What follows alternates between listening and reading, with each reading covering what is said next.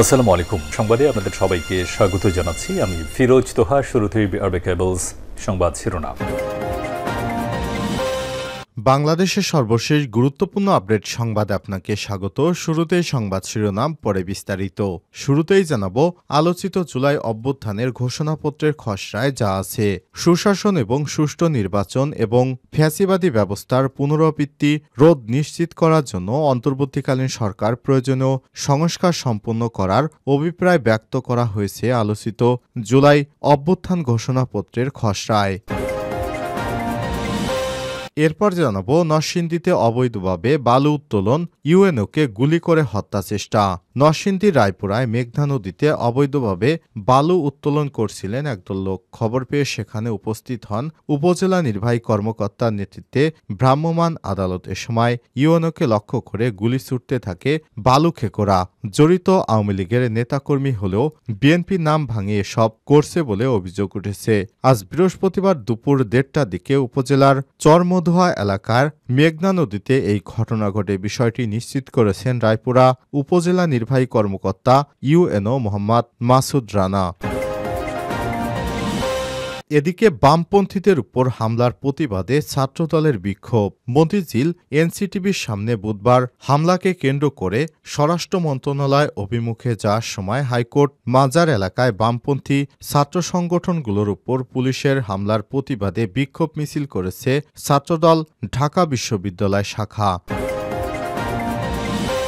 জানাবো শেখ হাসিনা কি ভারতের নাগরিকত্ব পেয়েছেন?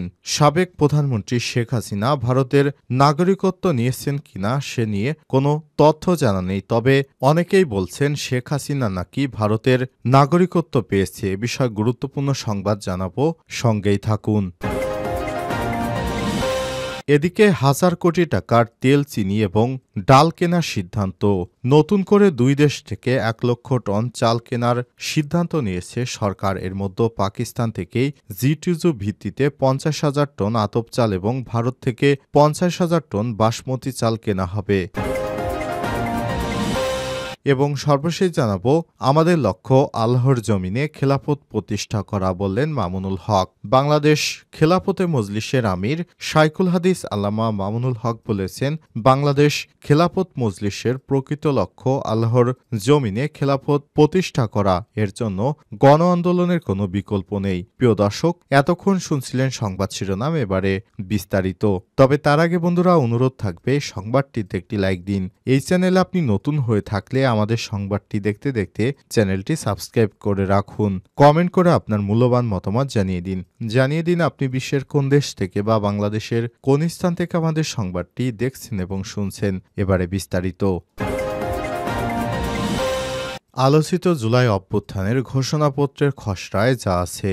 সুশাসন এবং সুষ্ঠু নির্বাচন এবং ফ্যাসিবাদী ব্যবস্থার পুনরাবৃত্তি রোধ নিশ্চিত করার জন্য অন্তর্বর্তীকালীন সরকার প্রয়োজনীয় সংস্কার সম্পন্ন করার অভিপ্রায় ব্যক্ত করা হয়েছে আলোচিত জুলাই অভ্যুত্থান ঘোষণাপত্রের খসড়ায়। বৃহস্পতিবার 16 জানুয়ারি বিকেলে জুলাই ঘোষণাপত্র চূড়ান্ত করতে বিভিন্ন রাজনৈতিক দলের নেতাদের নিয়ে বৈঠক করেন প্রধান উপদেষ্টা অধ্যাপক ড. মোহাম্মদ ইউনূস। বৈঠকে বিএনপি, জামাত ইসলাম সহ বিভিন্ন রাজনৈতিক দলের নেতারা অংশগ্রহণ করেন। এছাড়াও বৈষম্যবিরোধী ছাত্র আন্দোলন ও জাতীয় নাগরিক কমিটির নেতারাও অংশগ্রহণ করেন। জুলাই অভ্যুত্থান ঘোষণাপত্রের খসড়ায় তুলে ধরা হয় এই ভূখণ্ডের মানুষ স্বাধীনতা অর্জনের জন্য যুগের পর যুগ সংগ্রামের প্রসঙ্গ। এছাড়াও পাকিস্তান আন্দোলনের মাধ্যমে ব্রিটিশ ঔপনিবেশিক শাসন থেকে 1947 সালে স্বাধীনতা অর্জন, 1971 সালে রক্তক্ষয়ী মুক্তিযুদ্ধের মাধ্যমে বাংলাদেশ স্বাধীন হওয়ার কথাও খসড়ায় তুলে ধরা হয়েছে। এরপর বিভিন্ন প্রেক্ষাপট তুলে কিভাবে ছাত্র জনতার উত্তাল গণবিক্ষোভ ও অভ্যুত্থানে রূপ নেয় এবং সাবেক প্রধানমন্ত্রী শেখ হাসিনা ভারতে পালিয়ে যেতে বাধ্য হয় সেই প্রসঙ্গ রয়েছে। খসড়ায় বলা হয়েছে, আমরা ছাত্র জনতা সেই অভিপ্রায় বলে আত্মমর্যাদা এবং সাম্য ও সামাজিক ন্যায় বিচার যে আদর্শ মুক্তিযুদ্ধ পরিচালিত হয়েছে সেই আদর্শ বাস্তবায়নের জন্য সার্বভৌম জনগোষ্ঠী হিসেবে নিজেদের সংগঠিত করলাম। আমরা প্রহসনের নির্বাচনের মাধ্যমে গঠিত সংসদ ভেঙে দেওয়ার আহ্বান জানাচ্ছি এবং ছাত্র জনতার পক্ষ থেকে রাষ্ট্রের নিরাপত্তা, স্থিতিশীলতা এবং অখণ্ডতা রক্ষার্থে ড. মোহাম্মদ ইউনূসের নেতৃত্বে একটি অন্তর্বর্তীকালীন সরকার গঠনের আহ্বান জানালাম। আমরা সুশাসন ও সুষ্ঠু নির্বাচন ও ফ্যাসিবাদী ব্যবস্থার পুনরাবৃত্তি রোধ নিশ্চিত করার জন্য অন্তর্বর্তীকালীন সরকার প্রয়োজনীয় সংস্কার সম্পন্ন করবে, এটি অভিপ্রায় ব্যক্ত করলাম।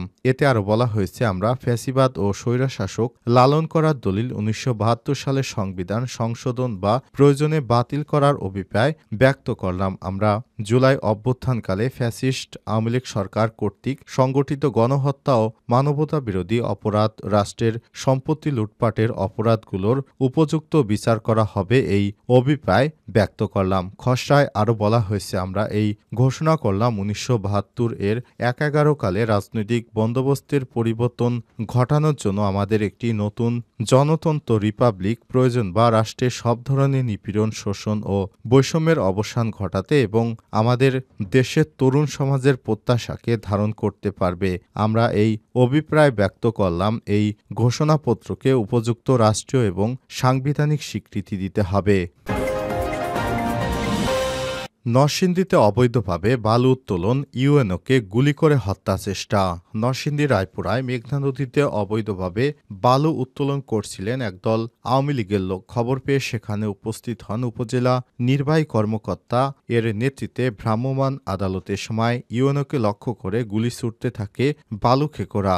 জড়িতরা আওয়ামী লীগের নেতাকর্মী হলেও বিএনপির নাম ভাঙিয়ে সব করছে বলে অভিযোগ উঠেছে। বৃহস্পতিবার 16 জানুয়ারি দুপুর 1:30টার দিকে উপজেলার চর মধুওয়া এলাকায় মেঘনা নদীতে এই ঘটনা ঘটে। বিষয়টি নিশ্চিত করেছেন রায়পুরা উপজেলা নির্বাহী কর্মকর্তা ইউএনও মোহাম্মদ মাসুদ রানা। জানা গেছে, প্রশাসনের নিষেধাজ্ঞাকে তোয়াক্কা না করে দীর্ঘদিন ধরেই অবৈধভাবে রায়পুরা মেঘনা নদী থেকে বালু উত্তোলন করে আসছিল বালুদস্যুরা। মোবাইল কোর্টের মাধ্যমে একাধিকবার জেল জরিমানা করা হলেও কোনোভাবেই থামে না বালু উত্তোলন। প্রশাসনের চোখ ফাঁকি দিয়ে বিভিন্ন সময় বালু উত্তোলন করে আসছে তারা। এসব বালুদস্যুদের বিরুদ্ধে দুপুরে উপজেলা চরমদোহা ইউনিয়নের মেঘনা নদীতে ভ্রাম্যমাণ আদালত অভিযান পরিচালনা করে সময় অবৈধ বালু তোলার দায়ে একটি ড্রেজার থেকে 2 জনকে আটক এবং 10 লক্ষ টাকা জরিমানা করে ভ্রাম্যমাণ আদালত পরে স্পিডবোট যোগে একই এলাকায় অপর একটি অবৈধ বালু মহলে অভিযানে গেলে বালুদস্যুরা ভ্রাম্যমাণ আদালতের স্পিডবোটটিকে লক্ষ্য করে গুলিবর্ষণ শুরু করে। সময় পর্যাপ্ত ফোর্স না থাকায় অভিযান পরিচালনা না করে পিছু হটে ভ্রাম্যমাণ আদালতের টিম। উপজেলা নির্বাহী কর্মকর্তা নির্বাহী ম্যাজিস্ট্রেট মোহাম্মদ মাসুদ রানা বলেন, মেঘনা নদী থেকে অবৈধভাবে বালু উত্তোলন হচ্ছে এমন সংবাদের ভিত্তিতে আমরা অভিযানে গিয়েছিলাম। সেখানে গিয়ে দেখি রায়পুরা উপজেলা মির্জাচরে অনেকগুলো চুম্বক ড্রেজার দ্বারা বালু উত্তোলন করা হচ্ছে। এ সময় আমরা সেখানে অভিযান পরিচালনা করি এবং একটি ড্রেজারে থাকা 2 জনকে আটক করে 10 লক্ষ টাকা জরিমানা করি। অভিযুক্ত যুবদল নেতা হারুন জানান, অবৈধভাবে বালু উত্তোলন এবং ভ্রাম্যমাণ আদালতকে লক্ষ্য করে গুলির ঘটনা শুনেছি। এ বিষয়ে আমি কিছুই জানি না। এই ঘটনার দিন আমি বাড়িতে ছিলাম। আমার বাড়ি বাঁশগাড়ি আর গুলির ঘটনা ঘটেছে পার্শ্ববর্তী বাঞ্চারামপুরের মানিকনগর ইটখোলা এলাকায়। বামপন্থীদের উপর হামলার প্রতিবাদে ছাত্রদলের বিক্ষোভ। মতিঝিল এনসিটিভির সামনে বুধবার হামলাকে কেন্দ্র করে স্বরাষ্ট্র মন্ত্রণালয় অভিমুখে যাওয়ার সময় হাইকোর্ট মাজার এলাকায় বামপন্থী ছাত্র সংগঠনগুলোর উপর পুলিশের হামলার প্রতিবাদে বিক্ষোভ মিছিল করেছে ছাত্রদল ঢাকা বিশ্ববিদ্যালয় শাখা। বৃহস্পতিবার বিশ্ববিদ্যালয়ের দাস চত্বর থেকে মিছিলটি ভিসি চত্বর ঘুরে টিএসসির মিলন চত্বরে সংক্ষিপ্ত সমাবেশের মাধ্যমে শেষ হয়। এ সময় শিক্ষার্থীদের উপর পুলিশের হামলার ঘটনায় তীব্র নিন্দা ও প্রতিবাদ জানায় তারা। শেখ হাসিনা কি ভারতের নাগরিকত্ব পেয়েছেন? সাবেক প্রধানমন্ত্রী শেখ হাসিনা ভারতের নাগরিকত্ব নিয়েছেন কিনা সে বিষয়ে কোনো তথ্য জানা নেই বলে জানিয়েছে স্বরাষ্ট্র মন্ত্রণালয়ের মুখপাত্র মোহাম্মদ রফিকুল আলম। বৃহস্পতিবার 16 জানুয়ারি পররাষ্ট্র মন্ত্রণালয়ের সাপ্তাহিক মিডিয়া ব্রিফিংয়ে সাংবাদিকদের এক প্রশ্নের জবাবে সব কথা জানান তিনি। রফিকুল আলম বলেছেন, শেখ হাসিনা ভারতের নাগরিকত্ব গ্রহণ করেছেন কিনা সে তথ্য আমাদের পররাষ্ট্র মন্ত্রণালয়ের কাছে নিয়ে। এছাড়াও তিনি কোনো কোন স্ট্যাটাসে সেখানে আছেন সেটা ভারত সরকারের বিবেচনাধীন বিষয়। এক প্রশ্নের জবাবে তিনি বলেছেন, ভারতের সঙ্গে দ্বিপক্ষীয় চুক্তি বিভিন্ন মন্ত্রণালয় ও সংস্থার সঙ্গে রয়েছে। কোনো মন্ত্রণালয় বা সংস্থা পর্যালোচনা অনুভব করলে করতে পারে। ভারতের সঙ্গে যে সব চুক্তি রয়েছে তার সব চুক্তি প্রকাশিত ভারতের পররাষ্ট্র মন্ত্রণালয়ের ওয়েবসাইটে দেওয়া আছে। এগুলোকে পাবলিক ডোমেইন হিসেবে রাখা আছে, দেখতে পারেন। ভারতের সঙ্গে কোনো গোপন চুক্তি আছে কিনা জানতে চাইলে পররাষ্ট্র মন্ত্রণালয়ের মুখপাত্র বলেন, সেটা আমার জানা নেই।